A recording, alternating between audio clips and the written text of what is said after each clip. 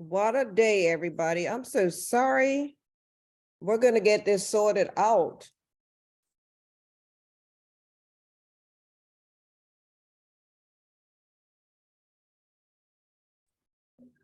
All right, it sounds like you can got it now. Just a reboot. Yeah. All right. When I went live, it picked up somebody else's live event. Yeah. You're gonna have to get Neletha back. Oh, she's there. Okay. Yeah, when I went live, that's what happened. It picked up somebody else's live event. Mm-hmm. Okay. All right. Sorry about that. We'll start over. I believe it is recording. Yep, it's recording. Okay, so we wanted to go live on YouTube, but we don't want to pick up nobody else's live channel either. So again, okay, so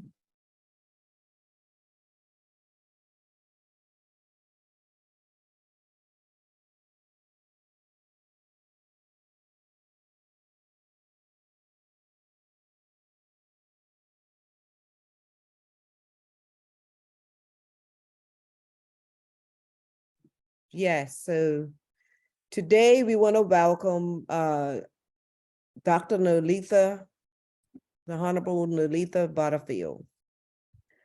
It's a pleasure to have her. I just want to describe Butterfly Connections, what we are and what we're about.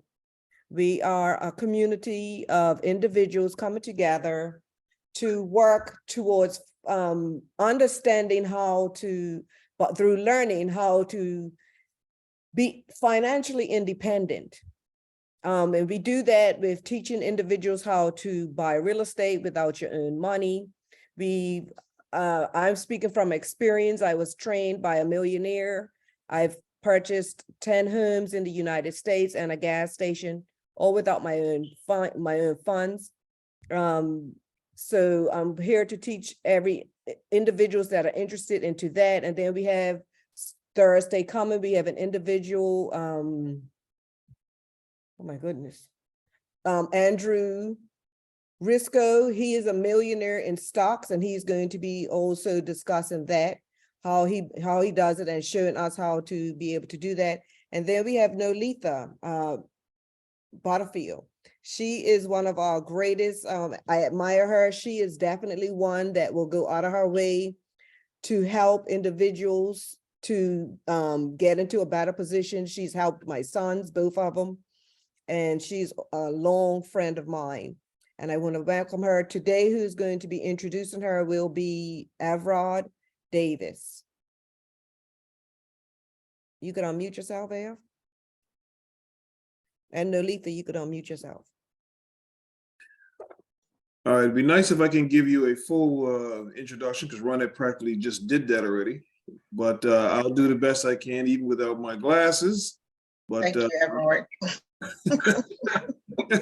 They left in Manhattan and I'm in Brooklyn. So at least I'll do the best I can to tell you about this wonderful young lady that has been around. In fact, her friendship goes back even to my father. Not to date anyone, but she's definitely been a student of many and a teacher of many.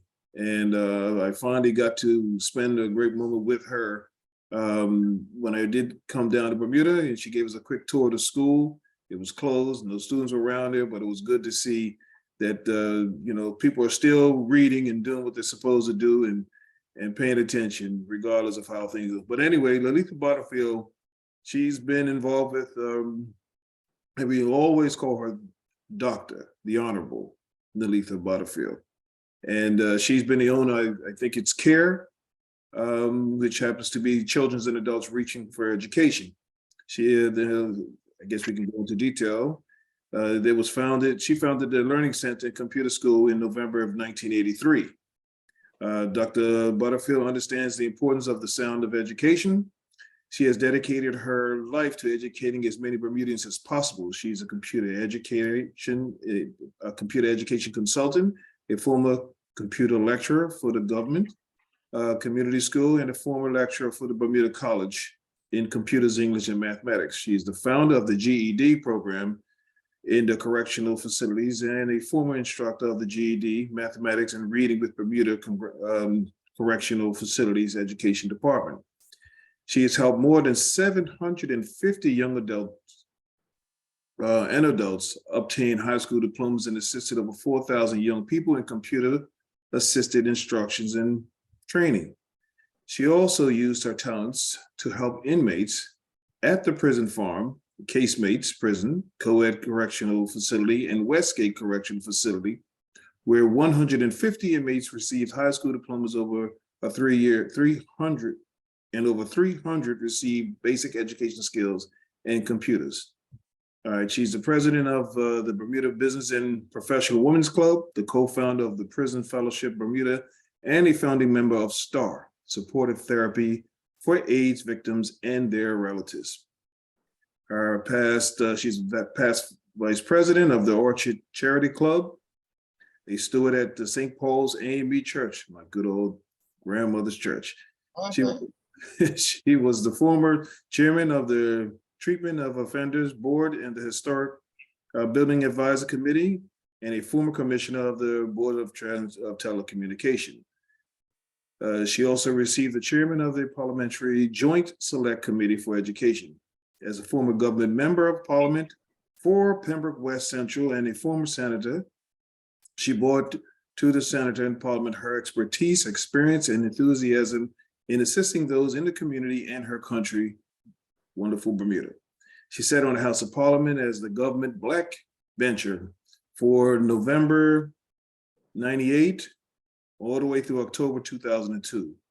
She was appointed for the first time in 1998 by the Premier, the Honorable Jennifer Smith, to the Executive Board of the Commonwealth Parliament Association for the Caribbean, the Americas, and Atlantis region as Bermuda's representative.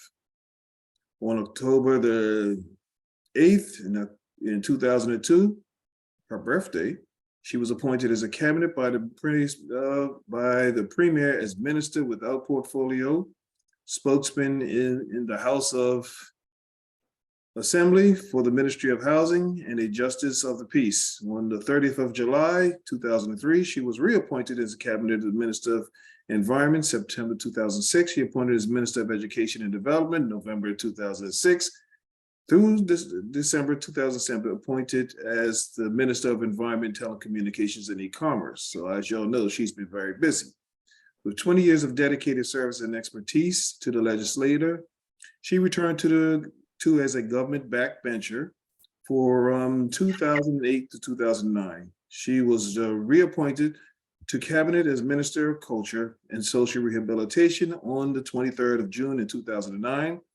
With a change in the PLP leadership in October 2010, she was appointed to cabinet again as Minister of Government Estates and Information Services on the 1st of November 2010 by the Premier Honorable Paula Cox. And she held that position until 2011. She is now finally retired from the political arena after 20 years of service of her country and spends some of her time in the JA, that's Jamaica, where she finds peace and solace writing her memoirs. She is the author of 8 books. 8 books.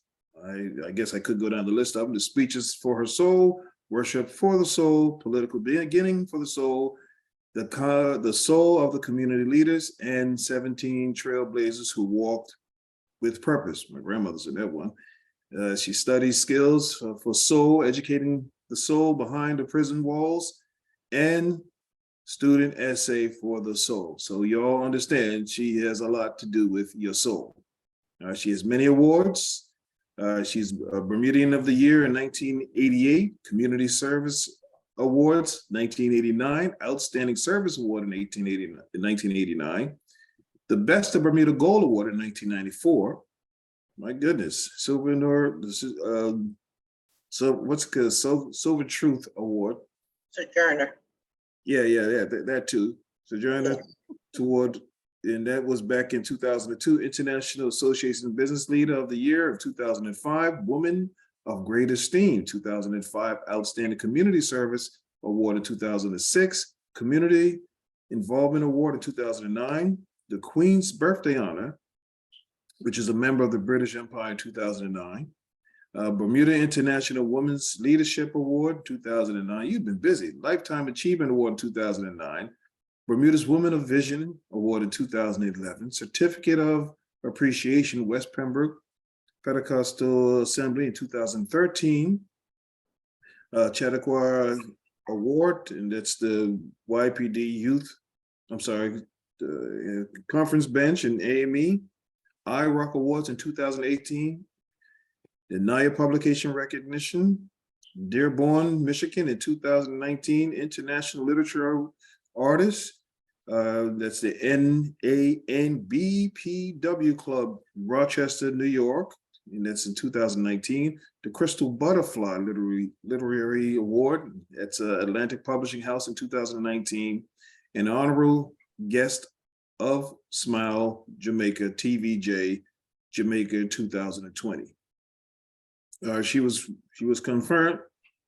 She was conferred on the 2nd of January 2021 with the Honorable Ed D. That's the Doctrine Day Education Award in Community Development through Alternative Learning, and is currently enrolled in the University of the West Indies studying for a degree in youth development work. As a woman of strength and perseverance, it is through her trials and tribulations that her personal philosophy is based on the scriptural text in Romans 8:28. All things work together for good to them that love the Lord and are called according to his purpose. Her belief is that if you give an individual a fish, he has food for a day. But if you teach him how to fish, he has food for a lifetime.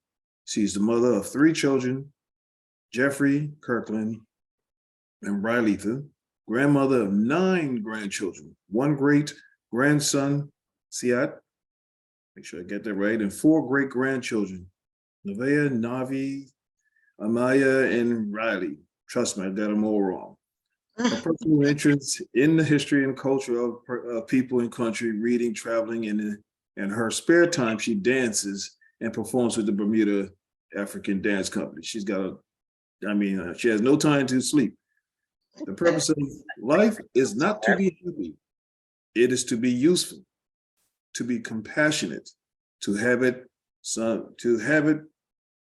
make some difference. You have lived and well lived. The purpose of life is to live it, to taste experience to the utmost, to reach out eagerly without fear, and newer, richer experience. Ladies and gentlemen, that is my good and wonderful mentor, the Dr. and Honorable Neletha Butterfield.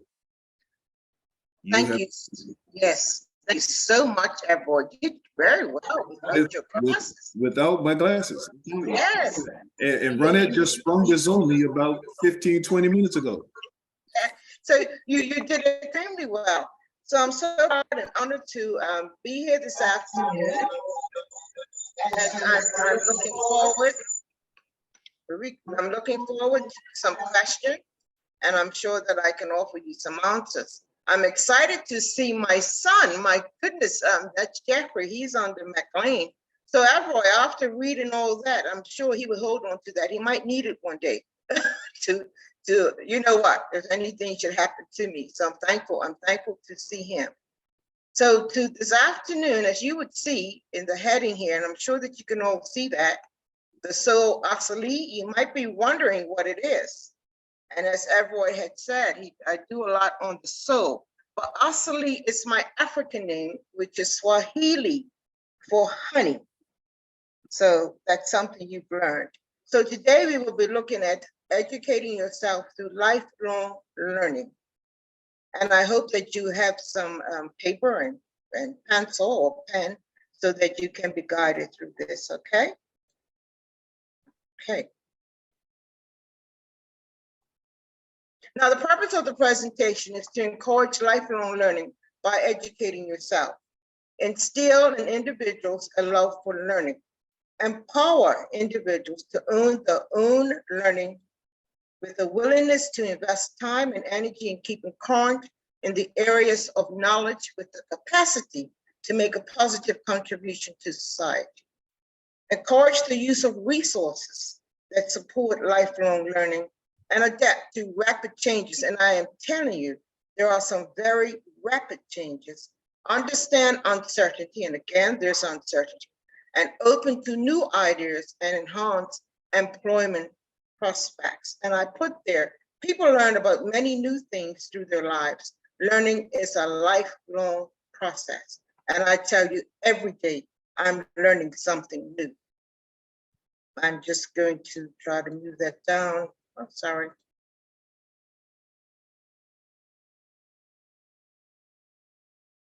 Okay. It's better for me because then I knew where I am. And then I could see it.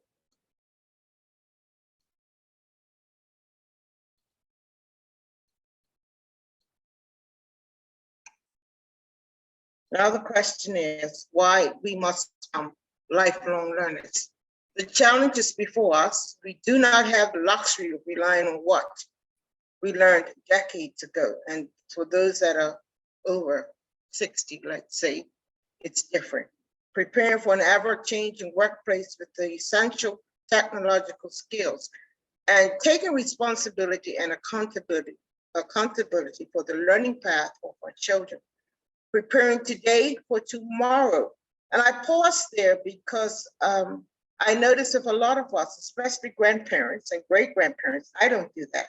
But I do know that so many of you ask the children to do some of your things for you. It's very important that you learn them yourself, because if they're not around and you need to get on Zoom, or you need to print something, or you need to type something, then you need to know to do that for yourself. I can recall when COVID came and I first started doing the Zoom online with the students, you thought the classroom was there. Oh my goodness, being on Zoom, no one showed their face. I didn't know who I was teaching, but yet the young guys would say, Ms. Butterfield, who's that little voice we hear? They wanted to know who the girls were, but they didn't want to show their faces. Make you more attractive and interesting, keeps you emotionally healthy. And that's what I do here. I'm always writing, I'm always doing something, and will have a great impact on both your career as well as your character. It changes your character. Makes you independent. It's important to be independent. As I said before, so many of us, as we get to be adults, older adults, we depend on our grandchildren or some young person to help, because the more you know, the less you will feel inferior or helpless. Keeps your brain strong, even in old age. And I don't know if I should say old or later on in age. And learning can make you more money. Now you see a smiling face beside there, because a lot of people would say, well, what did you mean by making more money? Well, I taught at Care Learning Center, and then I started to do Asali, which is my books. If you ever want to go on the site, you will see my books, not only my books, but all of my videos that I have done and some of my speeches, okay? So learning is a lifetime process and does not end at adulthood. If you have any questions, you can come in with your questions if you like to. Now, here are the learning styles and preferences. People usually have a preference about the way they learn. What is your learning style? And I know Renette was talking about that. Well, this is one of the things that I think is very important, especially when it comes to teaching young people. I taught in the prisons for 20 years, and I can tell you, each one of those learning styles was someone in that classroom. So therefore, I had to go back and do one-on-one. They had chalkboards when I started in prison. So it was very difficult. The chalk went in your nose, the pieces from the chalk, all kinds of things happened back then. But now I'm sure you want to know what are these characteristics of learner preference? Well, visual, people learn with videotapes, learn from printed matter, images, graphs, and other visual materials. Oh, listening to lectures, just like what you say, directions, sound, and music. Verbal prefers using words both in speech and writing. Tactile learns from hands and hands-on experience, learns in groups or with other people. And if you want, hopefully we'll have this available for you to print out. And solitary, learn using self-study. I then can recall from my teaching in the prisons, there was one guy who wanted to learn how to read, but he didn't want any of the inmates to know that he couldn't read. So on different days, I would go in and teach those individuals how to read. And I can tell you, he left prison reading. Commit yourself and lifelong learning. It has to be a commitment. The most valuable asset you'll ever have is your mind and what you put in it. Approaches of lifelong learning. Assuming that the public or private school system crush your soul, and that has happened to various people where it has crushed their souls. Learning is a great activity. It expands your viewpoint and you gain new knowledge that you can use to improve your life. The act of learning can be a source of enjoyment. With a busy schedule, we often find it hard to fit in time to learn anything that's essential. The only things learned are those that need to be. Learning only took place when you were young and in traditional classroom. Can any of you recall that? Learning does not end when you join the workplace. Always something to do, always something to ask, always workshops going on. It's important to do all those things or do all you can. We used to say do all you can and can all you can do. Whether you realize it or not, you are a lifelong learner. As a learner, you have the ability to change, develop, grow, and empower. Read materials. Even with selling my books, someone said to me, "Oh, do you have it on audio?" Well, that's another expense. Someone else says, "Well, I don't read." So these are adults that are saying these things, and it's still important, even though technology has taken over, it's still important because you can read from your Kindle. The books are on Kindle. You can do all kinds of things. Take courses, on-job training, and hands-on experience. That's important. Tips for learning. Number one, follow your intuition. Lifelong learning is like wandering in the wilderness. Let your intuition guide you in making self-education. Start a project. Set out to do something you don't know how. Learning is this way can be fun, challenging, and rewarding. Find employment that encourages learning. Pick a career that encourages continuing learning. Learning groups. Lifelong learning does not mean condemning yourself to textbooks. Join organizations that teach skills. Even though I joined a group on Friday night, it taught me how to play dominoes, and I won 4 straight sets. I was excited.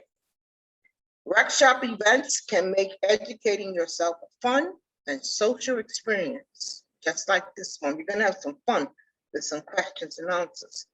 Teach others. You learn what you teach.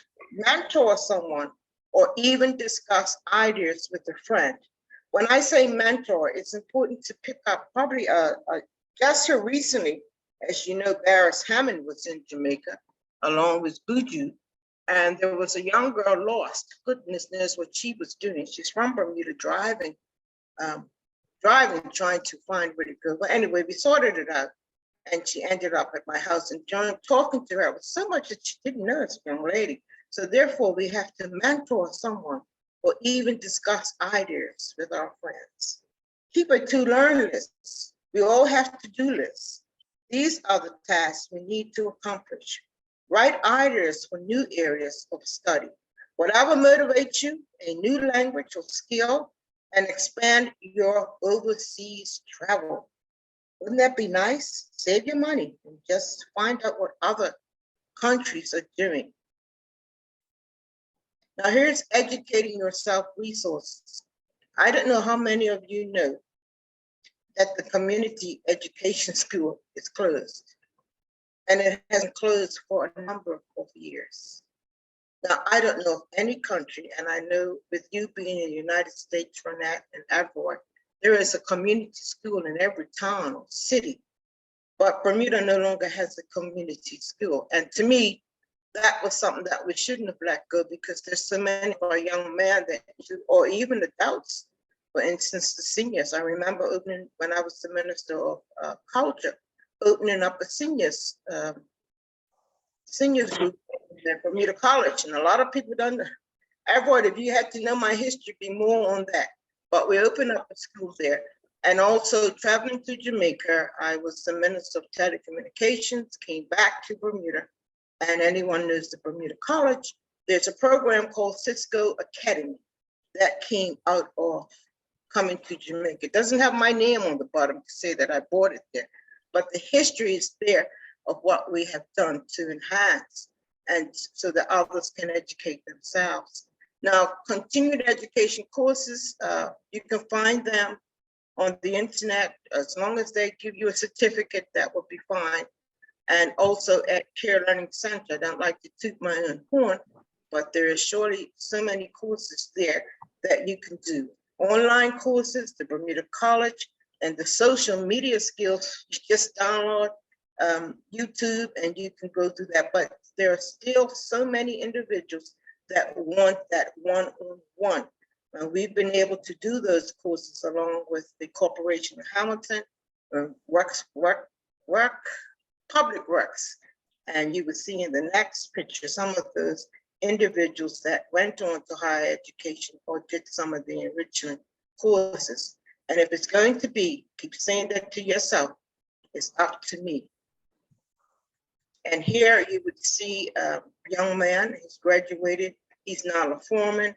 And this one here is Miss Stacy Lathan. She's got various certificates in computer skills, in word processing, all from CARE. And then these young men here, they were all from Public Works who got their high school diploma. And again, you can see individuals that are adults. And this adult young man right here, he also got his high school diploma and now is a foreman with Public Works. Those who teach will recognize that there will always be more to learn in life, and they never hesitate to strive to learn. So if you're a teacher, I see Keisha Allen, she does some wonderful work in the community and is a partner with Care Learning Center. And I take my hat off because I'm mostly into Asali right now. So therefore my son Kirk is running the school along with Kawande Lathan, who does such a fantastic job. And with social media, if you got a problem, just WhatsApp, do something, okay? And we called you, because I know we don't want to be too long because we need to do some discussion, but to encourage you, educating yourself through professional development. Here is my personal development to encourage you. So from 2012 to 2018, 12 speaking engagements. And I did say that I wrote 8 books, it's now 9, so I've been busy. And that will be coming out on Earth Day 2023.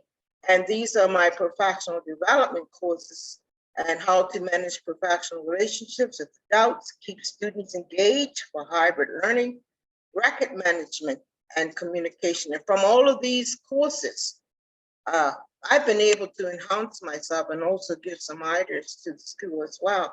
9 certificates on distant learning and the virtual classroom, and that came about through COVID because we had to learn just how to deal and how to talk to the students to show their faces. And of course, doing that virtual classroom helped me in trying to help those young people to understand that you're in a classroom and you need to be seen. It's no different. It's just that it's visual.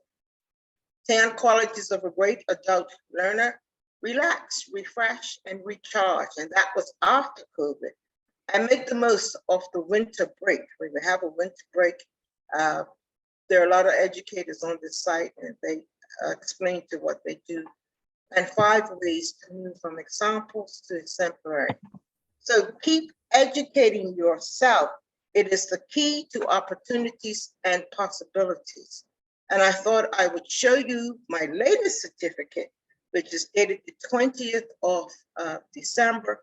So that was just something that I needed to do to continue to keep abreast with all the things that are happening in education and also to educate myself. So I will also close with the opportunities and possibilities. Who would have thought, after writing 9 books, that the 8th one got a perfect 4 out of 4 rating earned from a review team. Most books do not receive a 4 out of 4 rating. Received something genuinely impressive, said the owner of the business. So on the 12th of January, 2023, will be the book of the day throughout the United States of America and internationally. So that is looking at probably 10,000 sales. So when we say we make a little extra money, well, that's one of the things that we can do right there. You never know your opportunities and possibilities when you are educating yourself. And I'll close with some questions and suggestions and the marvelous quote from Nelson Mandela: education is the most powerful weapon we can use to change the world. And that ends this presentation. I want to thank Neletha for that. I totally enjoyed it. I did. And with that, I do want to ask her, you could put up your hands and raise your hands if you have any questions. I'm gonna throw some ideas out to her, and it's about earning her own business and other things. I know that back in the day, which is why it's so important to learn how to read and to take care of yourself, because back in the day, way back in the day, they made it possible for us to read, but they put a lot of information, the information that is needed for us to take care of ourselves and be independent, they put that in writing, and they made the books very high and expensive so that it'll make it more challenging for in a class of people to purchase those books, because those books were would be like 500, and us as individual people, a group of people, we find it more interesting to purchase getting our hair done. I did my own hair. Getting our nails done. I did that. And so buying clothes. So those are the things that are when we get money. So we have to learn the difference. So what we teach at Butterfly, and Neletha is one of our thankful members, asset and liability. So that there's a challenge that we have as individuals is knowing the difference between what's an asset and what's a liability. So you owning your own business, do you consider having your own business, you had challenges, correct? Even while you were writing your book, there were probably challenges, but you kept going. Could you explain that a little bit? Yes, CARE opened up in November 1983. So if you do your math, we'll be 40 years old this year. So I'm returning back to Bermuda to do some anniversary celebrations. I opened up CARE with just $100. And how did that happen? Well, back in 1983, we had a recession, and therefore I lost my job as an accountant, and I was making some good dollars. And if it wasn't for my grandmother, she said to me, you look at 1983 and you're making over $1,000 a week. I think I ever told Jeffrey, but you made some big money back then. And she brought me into her Donna, she worked at H. Smith. She says, listen, you're making too much money not to save your money. And that's one of the things that we must do, even with me, with 3 young children as a single parent. I put that money aside, and I had to go to the bank to borrow money to run CARE. So it happens that the money that my grandmother told me to put aside was at Alfie Gutteridge. Now, no matter what you do, I think it was Bank of Bermuda, the Bermuda Commercial Bank, no matter how many banks you went to, there was one that didn't turn me down, and that was the Bank of Butterfield. I'm still with Bank of Butterfield today. Today because of that. We were doing quite well with CARE, and it wasn't until 1993 when I was announced as, just to give you some information of what happens to us, when I was announced as a Progressive Labor Party candidate, the bank called me in because I had borrowed money from there. They didn't know, it was only $5,000, but they didn't know that I had some savings that they hadn't checked. And I had to go see Mr. Alfred Wade to tell him that I wasn't going to run because the pressure was on me where the bank was going to take away my loan or something like that. And Mr. Wade said, well, you just hang in there. Do you have the money to pay them? And of course I did.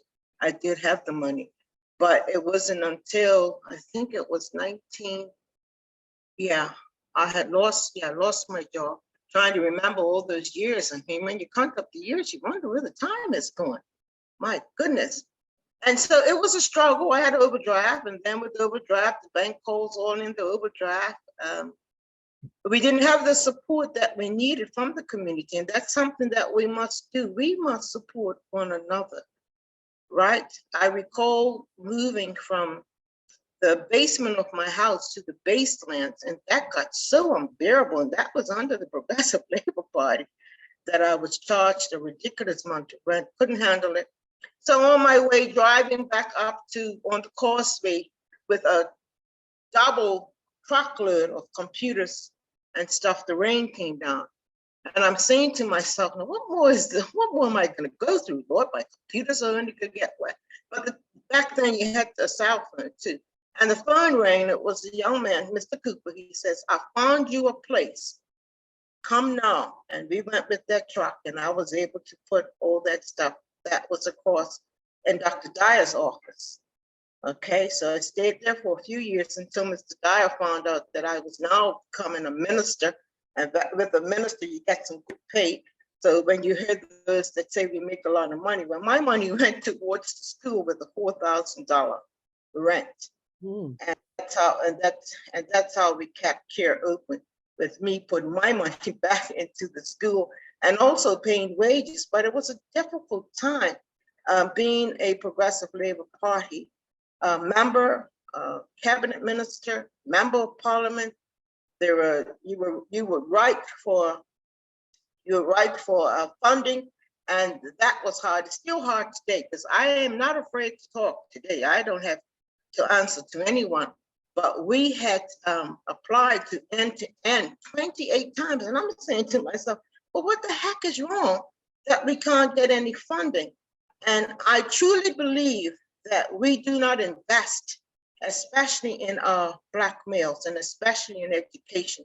So therefore, you see the root of the problem, and you see it all coming now. Just recently, the Gombe's are fighting, and everybody's trying to figure out, well, what's going on, what's happening. You have a young group of young men who have been dismissed from our educational system with no alternatives. And I think Ms. Lewis is comfortably sitting there, and other teachers sit there and they know, but their hands are tied. And it's important that we help these young people, because over the 40 years that I've been teaching and I've been in the prison, that has been one of the major problems, is education. In 2002, the ministry gave us a contract of 30 disrupted students. And you will see that in my book this year that I'm going to publish.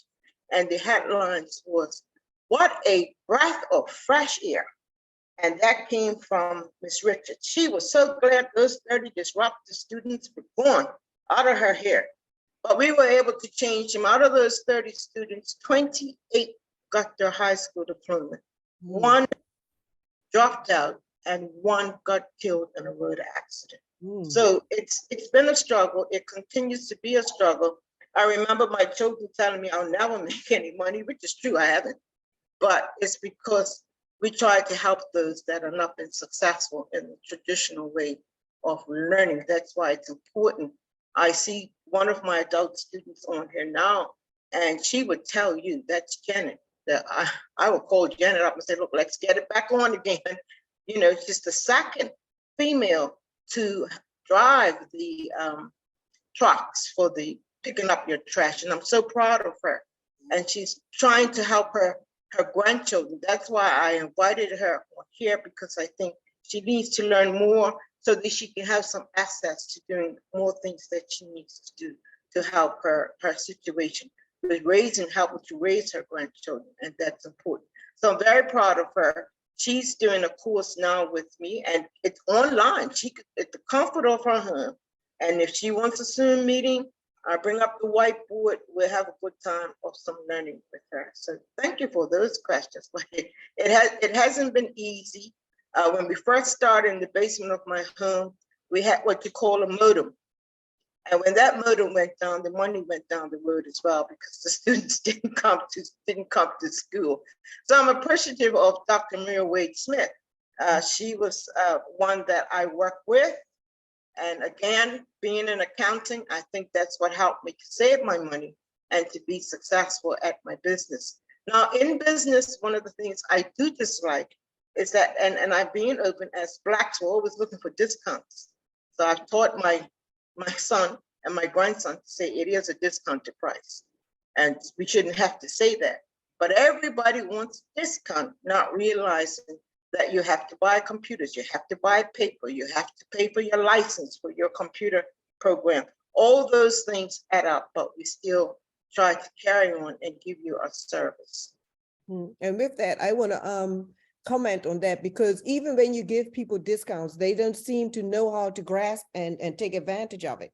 You know what I mean? They think that everything should be given to them.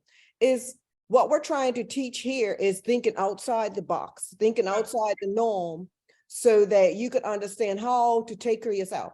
I also asked, and some of you may know where I'm going at.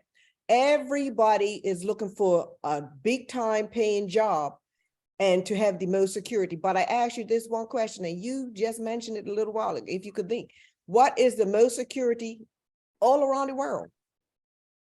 So everybody's looking for security. What does security do? It takes away your time, right? Because if you got a job, it's going to take away your time to be free, to be able to put time in with the family, to be able to take care of what you need to take care of. And like she said, she was working as an accountant. She lost her job, so she thought that was her security, right? So what is another place around the world that is the most secure place that you have to put on a lot of time? Yeah, well, the most secure thing to me is, but really it's sacrifice, you know. And as you're learning, you're gonna need to learn how to sacrifice. You talked about the hair and the nails and stuff, but there's nothing wrong with doing that. No, but you know, when you have when you got your priorities straight. So the number one place in the world that is secure is a prison, right? So a prison will take all your time. So then we're trying to teach people how to take care of yourself, like how she took care of herself. And like she said, it's still a struggle, but she's able to still accomplish more than the majority of us, because she took the time to look as where she is going and what she wants. And that's what we're trying to get people to get an understanding of, how to take care of yourself. Like I said, we do the real estate, we do the stocks, right? But people are intimidated by that. And why do you think that's?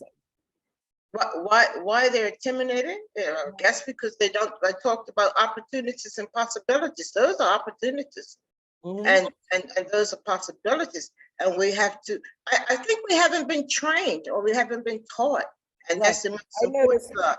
They don't teach a lot of that in the school system, because they want you to get to a point where you have to go to those people that are millionaires and things like that, and they will charge you for that. So those are the things that they're not teaching in these schools.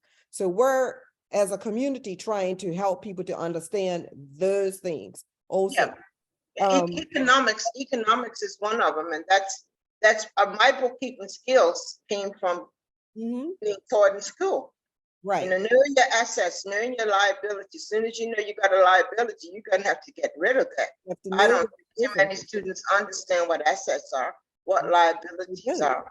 Not even some adults don't even understand that part. Like I said, to get your hair done, your nails done, those are liabilities, but you got to put yourself in a position to and like she said, understand an opportunity.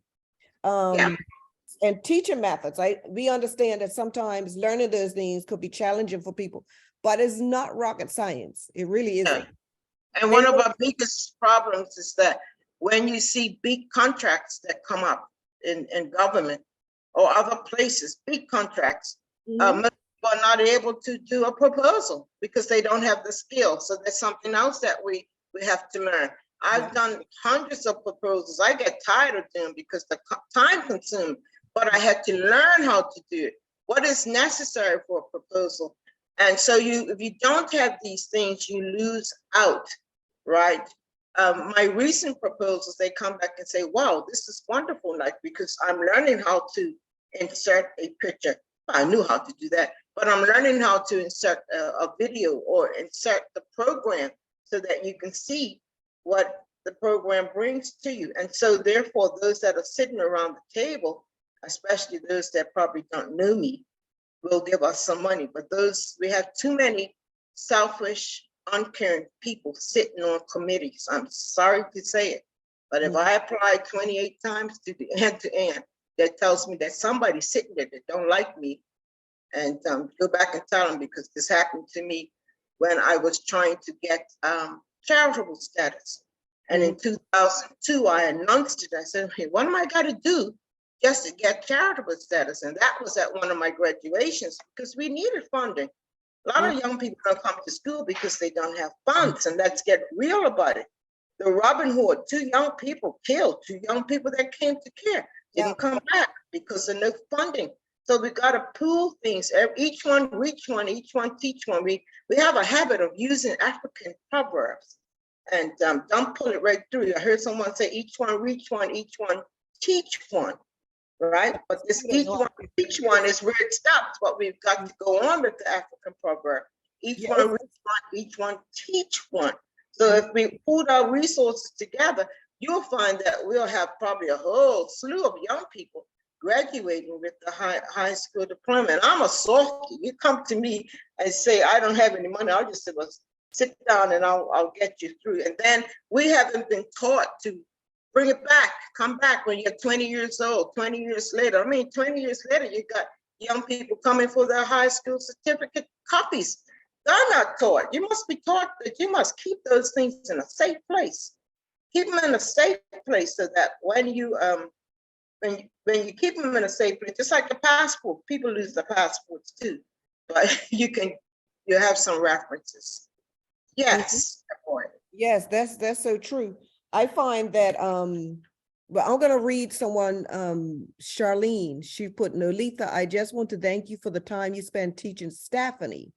She was told in school that she would never succeed. She became a prison officer and is now working in England as a caregiver. She is constantly learning again. Thank you.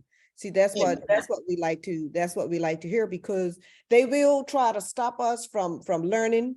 They will try to discourage us from, but we have to take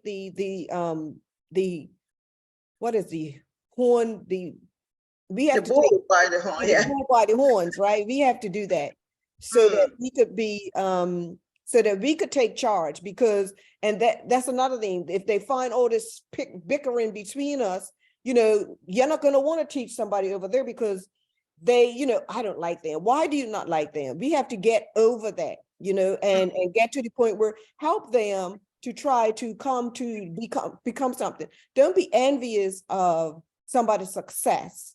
You know what I mean? Sometimes people that are successful actually want to teach you, but it's just us that don't want to learn because of our ego. You know what I mean? Our ego gets in the way, and that's the main thing that we have to get. You have a hand risen. Yeah. Someone's hands up. That's my hand. I didn't want to cut you off. One thing that I understand that, having meetings like these here are great opportunities to be able to expand on what we're doing, or, what our directions are. We may have come for one reason, but there are multiple reasons. And basically what I'm hearing from, what we're having discussion about is us as a community. We all know, we know what the problems are. We live it every day. What we have to work on, and I hate to go in this direction, but the most important thing we have to do is how to learn, how to teach. But it's always easy to teach you something that you already know and build upon that. Most people are very comfortable in that place where they are. If you're a carpenter, you know how to build cabinets, you know how to do certain things, you know how to carve, you know how to do certain, you know how to sand. But if I'm going to now morph you into doing something that's an additional, maybe we be able to take that carpentry into doing something on a larger scale. We want to piggyback off of what you already know and add certain things to that. We all have a lot of skills. We all can help each other in a lot of different ways. Yes, we know we're told we don't do this, we don't do this. I never listen to that there because that's a standard. Everyone says that it's true. What I do to combat that is, regardless of what whoever has done, if someone calls me for something, I'm always a teaching. My life has been teaching. Thank God my daughter's a teacher, my sister's a teacher, everyone's around me in one way or the other, we're all teaching. And the most important thing is everything that I've learned many skills. As a child, my grandfather taught me how to do construction. I could build this house, I could build your house, I could do all this type of stuff. I've learned how to you talked about putting presentations together. I've learned that, it's important to be able to learn things because I'm a person who's curious. If something was built, this computer was built, I wanted to know how it was built. I didn't just want to sit there and play games on it. I wanted to know how to design the games. I wanted to go beyond that to learn how to build the computer itself.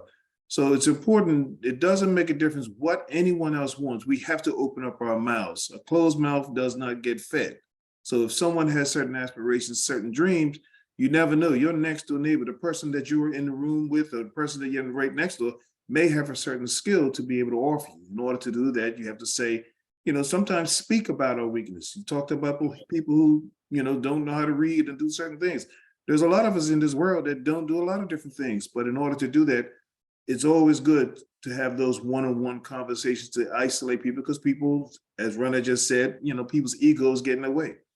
Yes. So we have to open ourselves more in doing these things to learn what it is, what are our goals. There's, as far as community is concerned, I know what lacks in our community. For example, I just had a conversation yesterday. I'll be real quick, Ronette. I had a conversation with a business partner of mine. When you go into certain stores in certain communities, you walk into the stores, we're not represented as store owners in these things. So my thing to him is, let's pool our money together, our knowledge, our talents together, and let's start opening up one store here, two stores here that represents us. Even though we don't shop with us, we go shop next door, we still have to fight the fight and still open up that store, even if we get less traffic because they don't want to come to us because they're Black, because they prefer to go next to we have that disease. We've been told how to separate from ourselves. We just bought into it. Now we just have to reverse it. We have to look at the younger ones who are coming up behind us 4 or 5 years, because they'll be in our position. We don't want them to be singing the same tune. So my recommendation is, it's great to have these types of meetings, for many different reasons. I realize Butterfly has a great cause. There are other things. You talked about real estate. There are a lot of different things that I know that we can grow with each other about. It's just a point of not just having a feel-good meeting right now, but what are we going to do tomorrow morning with that feeling? Are we going to communicate with each other? Are we going to contribute to that? I'm here as an educator. I'm here as a contributor. I do everything I can. Not everything is golden, but we have to be able to help each other out. So if there's anything, if I'm able to, people call me all the time. I got many connections for all different types of things. And, that's just the nature of my business. So I extend whatever it is, to you guys. And that's what we have to all work together to be able to make these happen. Go ahead, Ronette. I think that will help Sean with his question. Ronette, do you see a question there from Sean? Yes, sure. What technique, hold on, then somebody else. What techniques do you suggest be used to remain socially connected with technology savvy students who are addicted to their smartphones in a time of social distancing? Well, one of the first things, he probably has to find out if they know what addiction means and are they addicted to it. And then the next thing that he can do is, you saw where the circle was with all those different learning characteristics. He can also find what interests that they have and use that social media thing with that, even if it's selling candy cane. Show them how to use it, how that social media can be very productive to each one of them. Who's going to tell them? I don't know, because we as adults, even if we're out socializing, no one's talking to me. Everybody's got their head down looking at their phone. I say to myself, goodness, what is it that's on there that we are so challenged with, and we keep looking at it? But it's an addiction. Go to your pocket or you go to your purse and you get out your phone and you look to see what's going on. I'm trying to not to do that, or to leave my phone at home. So Sean, I hope that And I guess I knew what you're up against because I can recall everybody would be, I used to, when the phones first came up, I used to have to collect them. And I could tell you, they weren't very nice about having to take their phone away from them because they were addicted to it. So different techniques is first to find out what their interest is, even if it's architecture, because you have to expose them to the world of, well, how did they do that, you know? And even if they're looking at, you know, there's twin brothers that redo the houses and things, I'm sure they use technology for that. I remember when I was a planning minister and the Bank of Bermuda was coming forward to be built. And I mean, it was a horrendous looking plan. I don't know anything about plans, but then I looked at them and tried to understand what was going on. And so the guy says, oh, I didn't know she knew how to read plans. So they could take their social skills and build a house or a swimming pool or something that interests them. They'll come back and say, gee, I didn't know I could do it this way. But at the end of that HSBC application, I turned it down, and yes, I was put, of course, the board for doing that, a cabinet.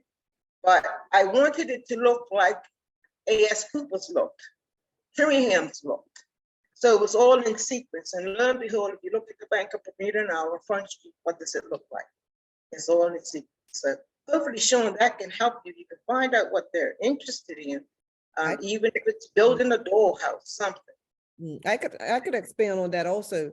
My son, my younger one, I was a little concerned about him. You know, he was having his challenges, but then the doors opened. He found online. He's always in his room now, like, you know, when it's home. He's always in his room on the phone, right? Mama, let me use your phone. Well, you got your own phone. So what he was doing since he evolved was he was on when the coins were just coming out. Okay, so he was in on that thing very early. So he was making hundreds of thousands of dollars.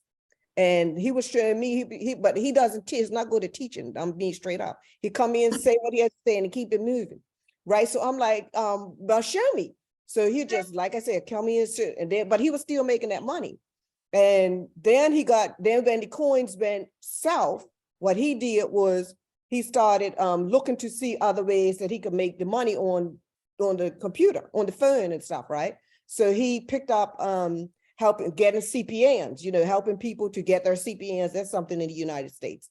So he was helping people to get them and fix their credit. And he was bringing in like $4,000 a day. So, and then what he did to help bring in the more customers was he would fly over to wherever, to Bali or what's that other place where the Arabs are, where the Dubai, right? Dubai, there you go. And he was all over there, and he was having himself, you know, he was doing a lot of positive things finally. And so he was videoing all of this. So the people that were watching him were like, oh my God, I want to get in on this. So they were drawn to whatever he was doing. Then he rents now his own private jet. You know, so you see him on his shirt, and it's got the videos of him on his own private jet. So what it is that some of these social media, depending on, like she said, that they're watching is good for entertainment. The majority of the time, that's what they do because their mind is not focused on anything. But if they get into something that could help them to direct themselves, then, and ways of making these online things something where you can make money, then it's a plus for you. You got a lot of things where they could learn how to do online stuff. Like I said, we have so many things. Butterfly Connections is one of them.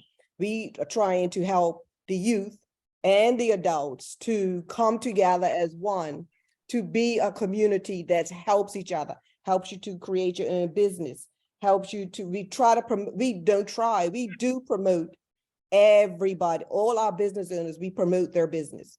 That's why we're here to promote Neletha's business, to try to keep her business in, because it's so important that people learn the basics of learning, and then they could expand also. Okay, so we need to get some people asking questions. I know we got some things here. And like in my classrooms, I've created activities that convert their smartphones from an entertainment device into a learning device. That's something very good. It's a great Yeah, thing. I need to know more about that as well. Do you want to talk about that, Sean, or no? Yeah, I want to hear about it. Absolutely. Yeah, let me. You want Sean to say it? Yeah, What is unmute, it? Let's unmute, see how Sean. he does that. Yeah, Yes, good afternoon, everyone. good afternoon. I know Dr. Butterfield. You know me well. And at the college, I teach at the college, been here for 23 years. And what I've done, I've created entertainment activities in the classroom that encourage students to use their phone and participate in competitive events that are geared around the subject matter of my classes. The students find it very engaging, and it forces them to convert their smartphones from an entertainment device into a learning device. And as a result of doing that, I've seen attendance go up, I've seen enrollment increase, and more importantly, I've seen participation from those students who normally wouldn't participate in class because they are shy, introverted, but now they are very enthusiastic because they're using a device that they are so familiar with, and in some cases, unfortunately, addicted to. Yes. Mm. If that is a Give us an grand, example. yeah, real quick, before you get that example, I'm gonna tell you how important that feature is, what you're doing right there. Just yesterday, I was, I'm not a TV watcher, but I wanted to see what was going on in America, watching CNN. I ended up coming across a channel where all the children they had a big audience. I mean, there's a big thing of in the stadium where they were all playing video games against each other. And they had some virtual stuff going around, on the TV. I mean, on the ground or whatever. That's where technology is going. So when you get them to get involved in things like this here, we have to find out what it is that they're attracted to, and what you're doing is precisely what's important. So we have to turn that energy into exactly what he's talking about, how to get them monetized, how best for them to be able to monetize, what's going on in the future, because it's all going to change very rapidly. I'm sorry, go ahead. And it's going to change very fast. Sean would know, and one of my partners, which is in Ghana, we have a program, a pilot program that is in Ghana, and we should announce what we're doing to help Bermudians this year. One thing about the program is that we could talk to each other through the program, which we could message the students. And when I messaged the students to say, you're doing quite well, like they were surprised because it wasn't an email, but the message is built in. Pretty soon, and I know throughout America, there are students that are young people that are not even attending school. This is what they're doing, and parents would send them to extracurricular somewhere else. But if we don't keep on top of this, and that's what's happened to us in the past through education, is that we don't keep on top of things so that our children can flourish, right? I couldn't understand why Balco and Fire Station, when you get over 300 applications, man, you got to be concerned. Yeah, males and females, 300 young people looking for a job. And the feedback was they failed the test. And I'm saying to myself, well, why would you not gear the test to the educational system, to what is taught at the Barclay Institute, to what is taught at Cedar Bridge, and they all have flying colors. So obviously these things haven't been done. I can only speak for 40 years, and the 40 years that I've taught, 20 years in the prison, and I'm saying, my goodness, I remember when I first taught the GED in prison, all of them passed with high scores in science. So what happens?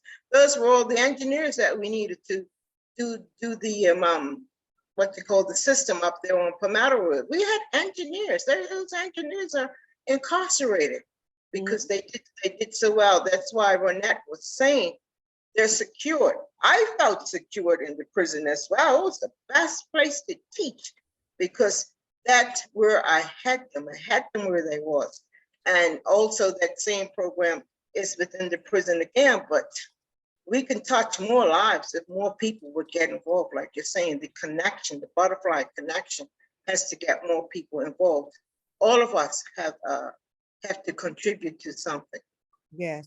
I want to thank Sean Okay. also for being a, educator, because not too many men take on that responsibility, and that there is good for the younger man also, because Mhm. younger men need that male guidance. I Oh, mean, yes. it's very important. I don't know how important you guys realize that you are to the youth, that and the youth, for the males and the females, to show leadership, and to show that you're willing to go over and above to help these young children. Randall, Right. you have a Can I question? make a comment? Okay, Yeah, Wendell's got his hand up, and then you. okay. Go ahead, Randall. Okay, I don't necessarily have a question. I want to say good afternoon to everybody. I do have. Oh, What's good that? afternoon, Randall. I want to just make a comment to my neighbor. You guys know it as Neletha. I know her as Honey. Yeah. I didn't know she was named Neletha till years and years years and years after. But she is definitely one of my mentors, because I know that she has worked very hard for the advancement of our people, and I know it's been a tough road. Yeah. And you only continued on the way you have because you're a tough person. Not tough in a bad way. Not tough in a bad way, Neletha. But you have, Western Stars, Pembroke well, that's what I'm saying. Amen. That's the neighborhood we grew up in. We as people, and I don't want to offend anybody, right? But people that look like you and me, unfortunately, our road in life has always been an uphill battle. And there are people that don't look like us who always told from young that you can be whatever you want to be. And if you want to be that, then you be it. And we're going to back you. But, most of us, or a lot of us, didn't have that type of reinforcement as we grew up. Okay? Yeah. And besides that, in our communities, we have multi-generation trauma that's been passed on for years and years. We're always been told what we can do and not what we can do. Mhm. Mhm.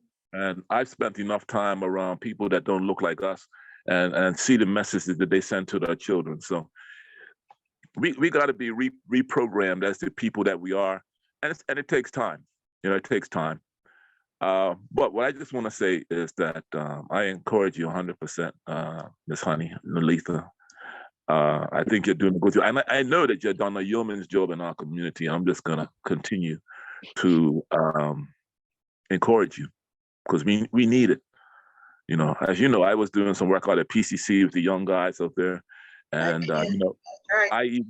I even came in contact with some of the young gang guys, and develop good relationships with them, so much so that when I see them now, they're still asking me to do what I was doing out at PCC, because they have kids that they want to be involved in something like that. Mhm. So we must put the work in, and I applaud you. That's all. Thank Yes. you. I'm in high demand here in Jamaica, but I haven't given them an answer yet. Okay, we have a question here, I or just- comment, and Oh, Renee. Renee. I just want to comment on what Aunt Honey, I have to call her. I've worked with Aunt Honey for many years at CARE and in the prison. And my concern is she just commented about the people not passing the exam for the fire and other government establishments, and being privy to the exam from time to time. I just feel that government needs to come together and have a uniform exam. It shouldn't be a different exam for the fire and the police and customs. It should be a uniform exam. And the other thing, other way that I think they're going down, the person who puts the exam together and administers the exam isn't an educator. And having worked, like I said, at CARE for many years, and being in the public school system for the last 23 years, I've seen our young people, especially our young males. And I feel if they look at what's being taught in the public school system and compare it to what is needed in these jobs, and put an exam together that can be uniform, and then a few questions that is specifically for that field, that we'll have a better success rate. Mhm. I agree. Okay. Totally agree. Yes. And then the essay writing is another part that Yes.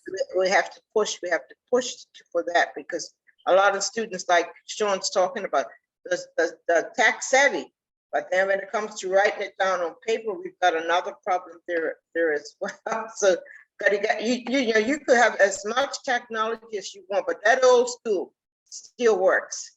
I Yeah. think a question in terms of being out of school for 30 years. Yeah. Well, what we do is to assess you for the knowledge that you do know. You'll be surprised how much you do know when you've been out of school for a long time. And that's what I'm doing now. I'm teaching those private people who have been out of school for so long. And then and it's all about fair. And I think it's because back then you really weren't encouraged to continue, or you had come out of, you hear parents say, well, look, mate, I didn't get my high school diploma. Don't you worry about getting yours either. But it's different times. And now the times have changed. 30 years ago was a good time to encourage you to do what you need to do. You just take that one step at a time. I'm sure Janet could share that with you because we are so afraid of failure, but failure doesn't mean you failed. It means that you must keep on trying, keep on trying. And that's where you important. are, where you're going. But when I went to get my doctorate and at the University of the West Indies and sat down with the professor, she looked at me and said, what? 40 years of experience? Like she was just taken back. So the more you learn, the more that you can put onto your resume, it helps. So she says, well, why would you want to come back to school? And all I could say was for some satisfaction. So in other words, she was saying I didn't need to do anymore, but it was for just to please myself. Okay, yes, positive. Okay, Gladys, you could unmute yourself. Hi, everyone. I just want to say, when we're talking about the exams for the fire or whatever department, remember there is so many different parts of this test. So they may not have failed the written part, but they could have failed another part. So let's keep that in mind as well. Well, I know quite a few, and my heart breaks because these are young men who are looking for jobs, who have a high school diploma, who scored high on the GED, who passed the physical side. And I just have questions on it. That's all. That helps. I just have questions because what you've done, not everyone's gonna, well, I'm pleased to know at least 2 of them from CARE got the job. So that's a good part. That's the young man who got the job. I taught his father. So that's more excitement for me as well as his father. But I think the most important part is the psychological part of that test. Yeah. I don't know about Belco, but I didn't get anyone in Belco from the school, but I could speak for the police and I can speak for the fire department. I think it's the psychological side. Again, need training. Young men haven't been exposed to as much as they need to. Again, the males have to mentor them and prepare them. I can recall when I was coming up with the OTW, you may not know the OTW, maybe Sean could go home and ask his people. It was called the Out the Window Club. Randall might remember that, but it turned into the Pembroke Community Club, and all the males in that, in our community of the village, always did something with the males. West Pembroke was called the Soup Bowl, even though it was shaped like a soup, the field. Every week there were cricket games, every week there were football games, so the community was connected. I couldn't understand for years, well, about a year, my uncles were driving up to Pembroke Community Club. Wasn't built yet, just the grounds. And my uncle's car was so low down, and I couldn't figure out why his car was so low. You know how back in the day, but it was cement blocks to build Pembroke Community Club. And even things like that, we lose what our forefathers have built for us. We lose. My father took me skiing every summer. Can you imagine skiing? I should have been an Olympic skier. And he just didn't take me, but he took the girls out fishing, took the girls skiing, and then he took the boys out. So we did things. You don't see that today. I can recall I got angry one day at the school and I told all my students, go down to Arnold's and stand outside the piece of paper and tell me how many young men you see inside trucks. They all came back and said, most of them are Portuguese, Aunt Honey. That's what they would call me. So it goes to show you that we've lost that keeping the village together, you know, even with mentoring our young girls. I used to take a lot of young girls from teen services and places to help them out as well. Awesome, awesome. Mm. This has been a great gathering today, and I want to again thank Honey Butterfield for being our guest speaker. And I'm sure if I ask her again, she will say yes, because she's such a honey. Again, we have Butterfly Connections. I'm gonna put the link to us in there. We are a community that works together to help our ways through financial freedom and to educate individuals on plenty of things. We have a lot of our members in here that are part of the education part, and I want to thank them. I also want you to know that what we also do is we promote all our members' businesses. So if you're thinking about earning your own business, we will be more than happy to help you, to show you how you could get there. As I mentioned, I've purchased a gas station without my own money. So we do have that knowledge of how to do that. I'm in the United States. My brother Evrod is in the United States. I'm in Florida. He's in New York. We also have members that are around the world. We got Africa, we got Jamaica, we got Bermuda, Barbados, Trinidad and Tobago, the Philippines, England, Canada, a lot of places. There's Jamaica. I think I said Jamaica.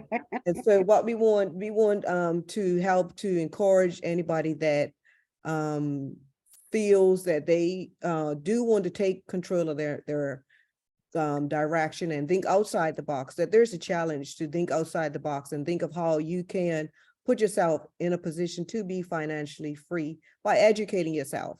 All the things that were spoken of today is so much help to get you to understand the basics of how it is to get there. And the main thing is never to give up. We may have a challenge, we may get redirected to one topic, to the one project, to another project, but the key is never to give up, never to allow anybody around you to discourage you from being successful. You will get that all the time. Learn how to stand up on your own and refuse to allow the masses to pull you down. Be a leader. Pam's hands up. Okay. You have another question also from Charlene in there, but before you close, but go ahead. So I'll get to them. So just be a leader. That's the main thing, is leading yourself, leading your family. Put your family in a position so that if anything does go a challenge, like we've had many challenges, we've had people lose family members in COVID, we've had road accidents and all sorts of things unexpectedly, you know, so put ourselves in a better financial position and a better connection with the Creator.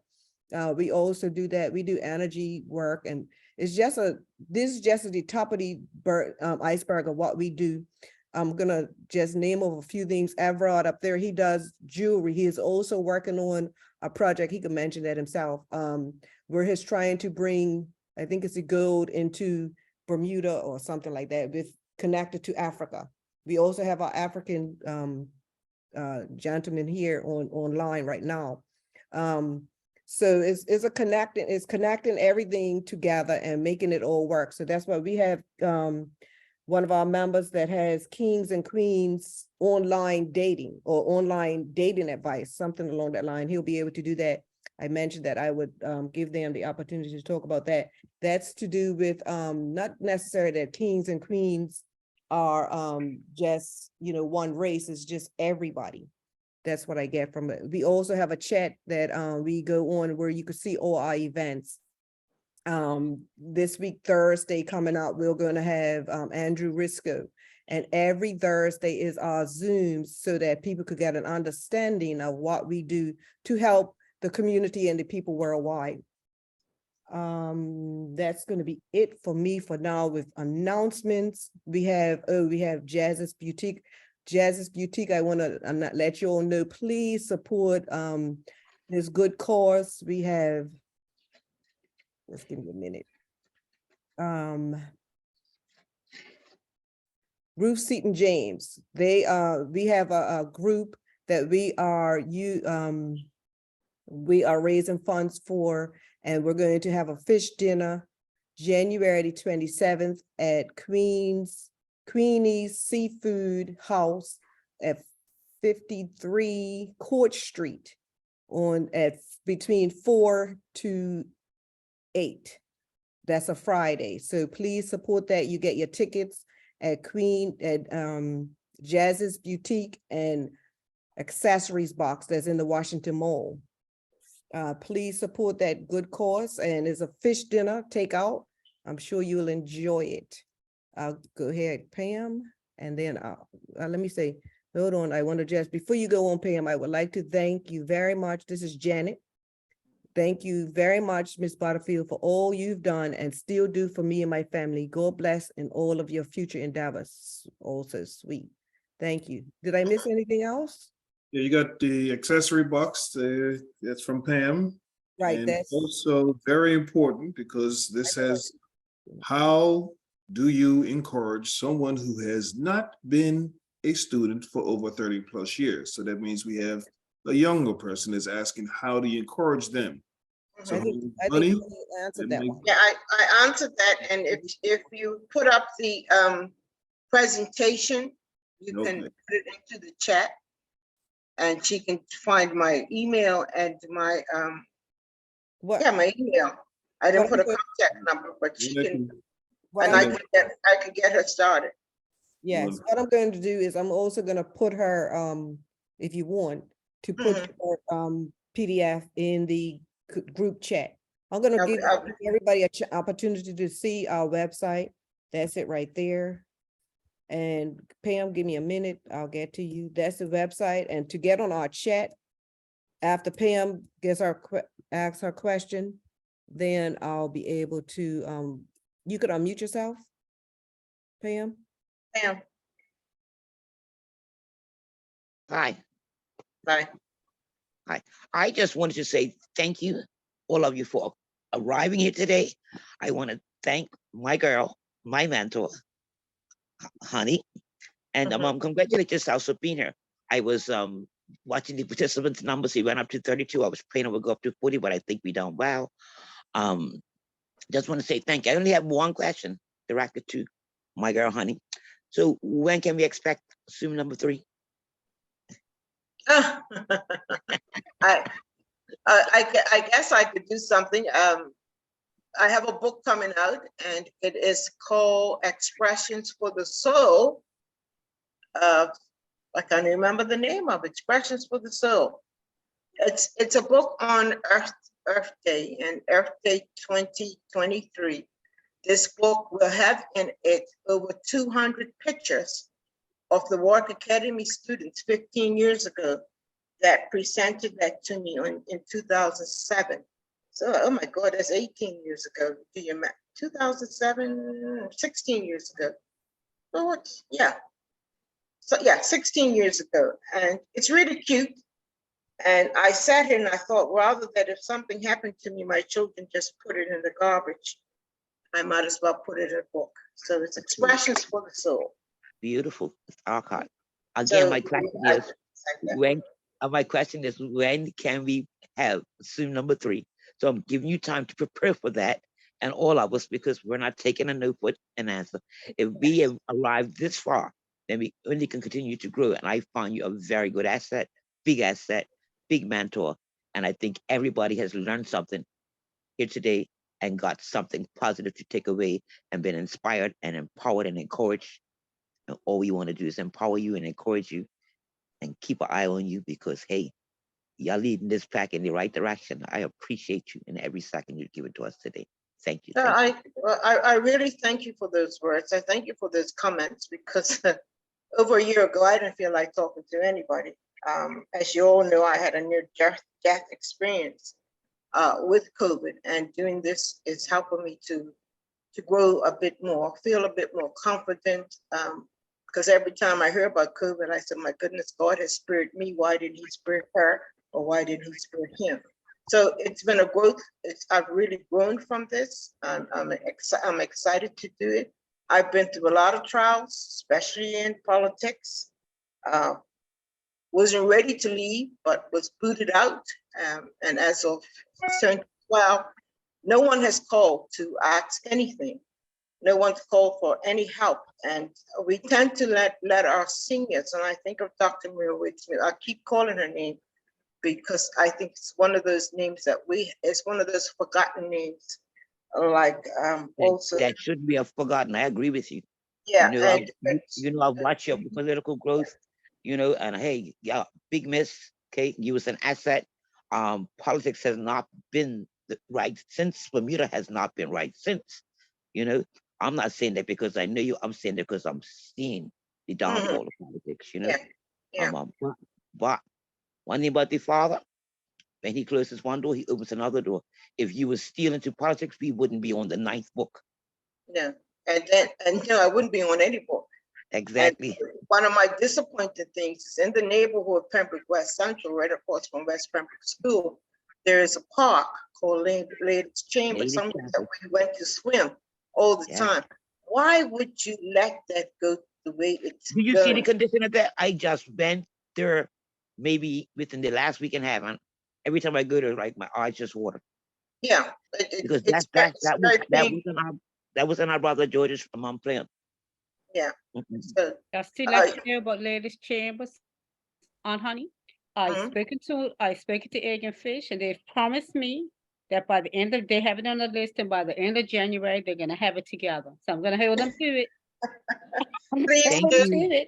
And somebody take a picture of that sign. Listen. And the first to do that ever. I mentioned that as well. You may not like me, but it's not about liking me. It's the contributions that people have made to Bermuda. If you can have a man down on East Broadway waving his hand, why you can't have something to our teachers of those who have changed the community, and just keep. If it doesn't look good, then young people don't feel that it's important. But ladies' chamber is somewhere where the slaves, the women went to bathe. That's right. So I thought I would do that. Now the person that used to clean it refused to do it anymore because of what happened to me, and he was doing it free. So I didn't think, and what it is that it's a contribution not only to the neighborhood, but to West Pembroke School, as well as West Pembroke Pentecostal Church, as well as Miss Morton, Petty Jean Millett, those people that had tea parties down there. Now it's just a mess. I was gonna fix it myself when I came back, but I'm no longer the member of parliament. I don't want to get involved with other people's doings. People get offended. But thank you, Renee. Thank you. Just keep on top of it. That thing needs to be painted. Yeah. Yeah. Awesome. So beautiful. All right. Someone is saying, where is this? That's right across from West Pembroke School, where we all went to learn how to swim, jump off the rocks. I'm not right behind the bus stop. Right by the bus stop. Okay, awesome. I want to read this next chat. Miss Butterfield, you are a jam. That is coming from, oh boy, Janice. Yes. Hi, Janice. Janice just left Jamaica. Thank you for all you are and do to impact the world. We love and appreciate you and your genuineness. Thank you, Butterfly Connections, for making this possible. Yes, Janice. Janet says, wow, I'm just hearing this. Where is this to? I'm talking about what you all were talking about. Ladies' chambers. Okay. Can I just, I'm sorry, I don't mean to interrupt. No, you're That not. is amazing, because I actually right now, I clean the bus stops out and I look over that wall there every time I go out there. And I just think it's a beautiful view. I never knew anything about that. I just thought it was beautiful. They did have a bench and stuff there where you could sit off. I don't know what happened, but wow, thank you for that. That's a learning experience for me. I didn't know. I just thought it was I didn't know how significant that was. You can't even see the sign, but it's Can't very, see the bench.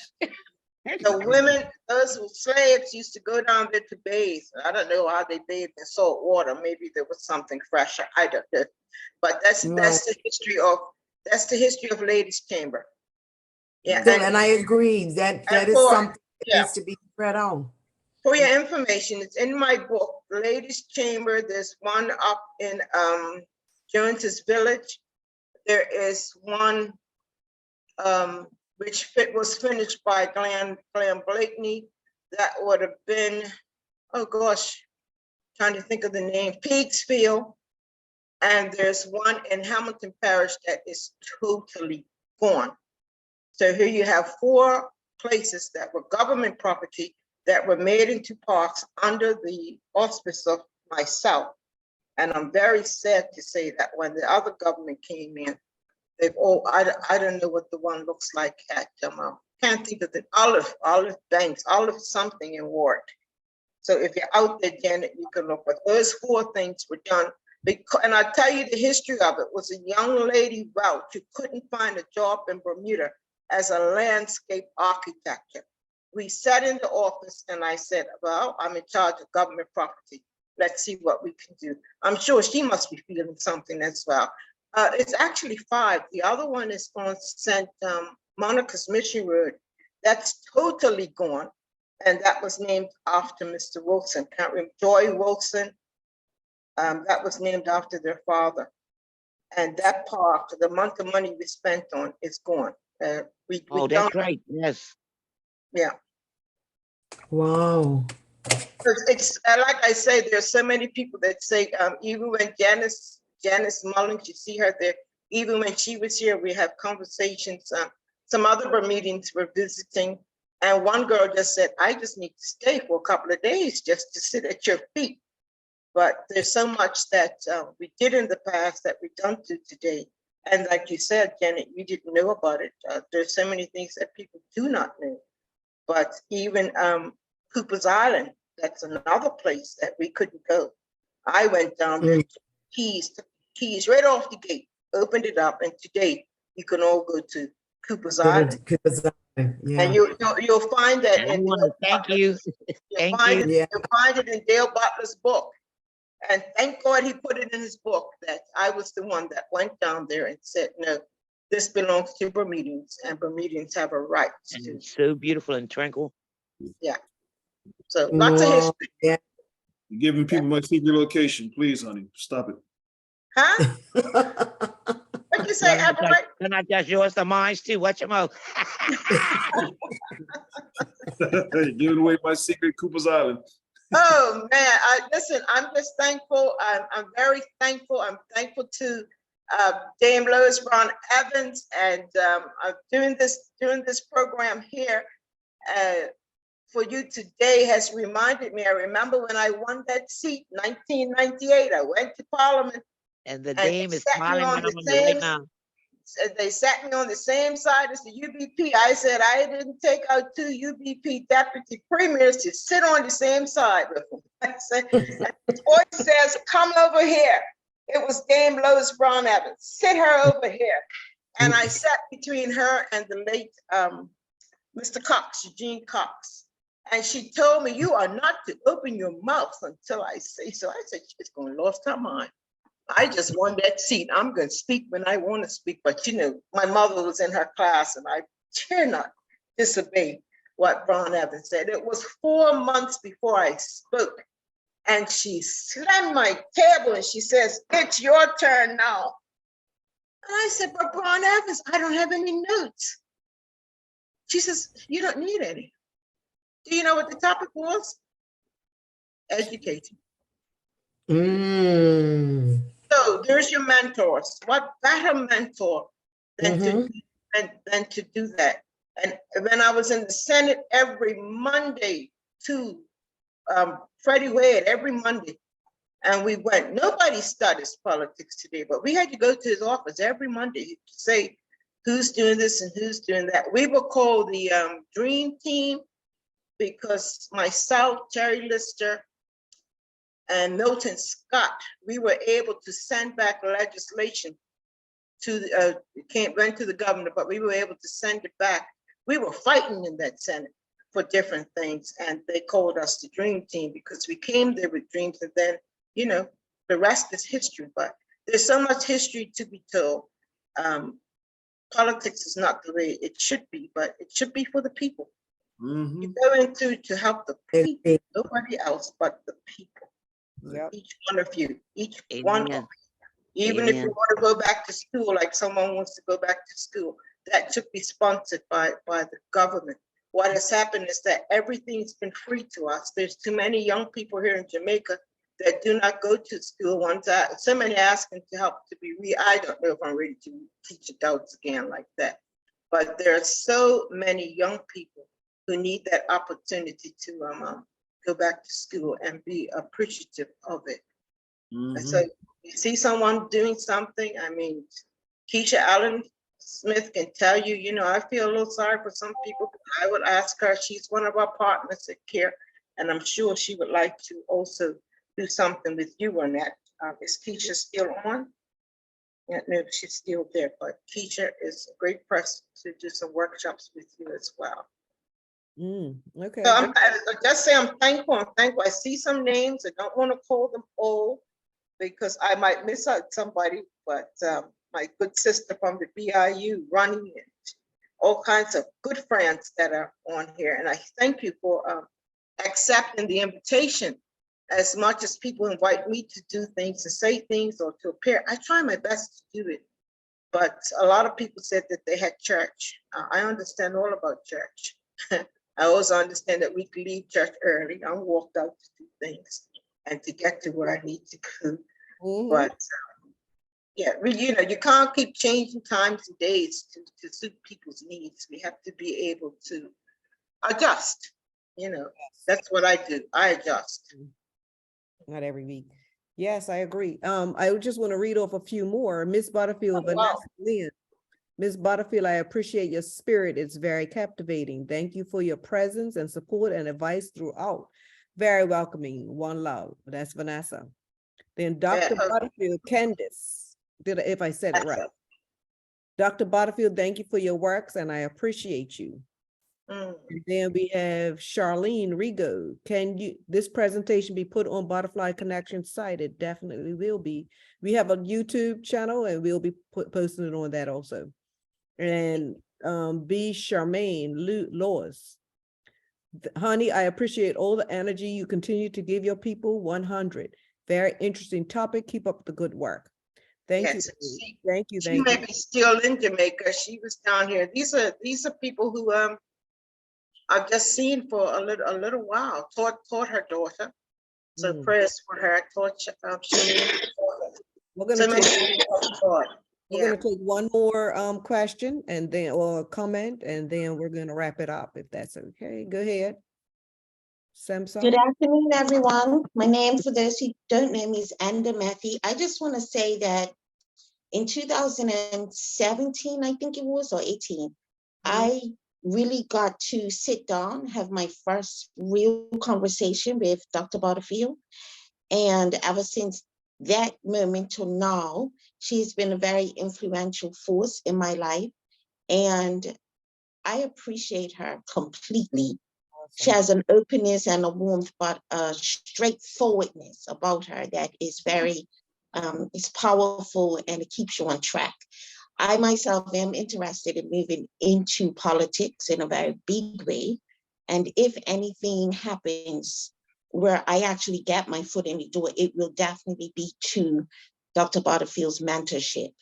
And so I just wanted to publicly say that I really appreciate you. And I'm looking forward to, as you move to greater levels and heights in your life, I'm looking forward to the way that you bring the rest of us up with you. I thank you. Thank you so much. I appreciate her because that's a strong woman that walks through your door and asks you to, and I'm honored for that, to ask you to assist, especially when it comes to politics. Listen, I have stories and I've told Andrew this story. Again, Dame Liz Ron Evans sent me to Jamaica in 1991, and I went back and I told her, oh my gosh, I fell in love with the place. That's 1991. And she continued to send me here to the PMP Women's Movement. And that was a movement that taught you all about politics and how to win your seat. I do not keep that to myself, and I have shared it with them. I have shared it with Enda so that she can understand all of the things in politics, especially they say, why don't more women go into them? Proud of her that she wants to do that. Well, it's easy to get women in politics. You just have to ask a man to give up their seat and you're in. That's one simple thing. That's all. You're not got to think of anything else. But the PMP Women's Movement was a strong movement. And just the other day, I went to meet the opposition leader. I'm going to tell you how small the world is and how grateful and thankful I am for having to help so many people. But there was a young man there that spoke and introduced the opposition leader. And I said, my goodness, he's done such a great job. Let me go and thank him. By the time I put my hand out, he says, Minister Butterfield. And I said, oh my God, who is he? So happens is Ryan Simpson. He was a pastor at the Devonshire Seventh-day Adventist Church. And Janice knows him. And I told Janice the story. She says, he married her and Raymond George. I said, what? But he remembered me because I gave him some funding for a project called Choices at the Devonshire Seventh-day Adventist Church. Now he's here in Jamaica running to be a counselor. So I'm looking forward to working with him as well. So it goes to show you how the diaspora is very small. And I'm glad I was a good girl and not a bad one, because it was nice. It was really nice meeting him. So again, I'm very thankful. This has helped me to come out of my shell that I was in, because I kept questioning, like, what am I doing here? I'm alive, when I think that I was a whole month in ICU at the hospital. I tried to go back to the hospital to give thanks, but God in this parking lot couldn't make it. Tears just fell from my eyes, and that's one of my goals, is to go back and thank the nurses and the staff. They were running out of oxygen and all kinds of things. Very scary, scary time. And doing this here is helping me to know that I can do it, I can get better. And I'm just happy and honored that Butterfly Connections. I got called Butterfly today. It's yeah, it's Butterfly. Yeah. Our Butterfly. We love Honey a lot. I mean, like, seriously, I don't know anybody that she has not helped. If she can help you, she will definitely do it. I'm seeing her. Remember the time when, I'm just going to give this and then we're going to round it up. With my oldest son, the police were trying to frame him. Okay. What? Yeah. And I called on her and she gave me all the connections. And as a parent, you don't let your children go down. And at the end of the day, you know, it took 2 years to go through. They were trying to frame him, but I had just let him out. And at the end of the day, they found out that these foreign police officers were doing that to our black boys. And I think she sent me to, what is the lady name? Oh my God, Miss Brock. And she fired this guy. She told him, don't even come back to Bermuda. Yeah, I mean, we've got some stories, right? We all have some stories. So I just want to tell you how powerful this woman is, and she doesn't rest until she sees justice, until she's all in a good spot. So I want to thank you all for coming here. We have to close out, and I'm gonna read the last three, and it's Pam Butterfield. That's our Butterfly advertiser. She loves, you know, if you see her flyers and it's about Butterfly, she's on track. Okay, can you feel the positive energy flowing here this afternoon? That was from, and then B. Charmaine, she says she's still in Jamaica. And Carla Baisden, she says, thank you, Dr. Butterfield. This was very informative. I'm looking forward to the next one. That's awesome. And I want you all to be safe out there.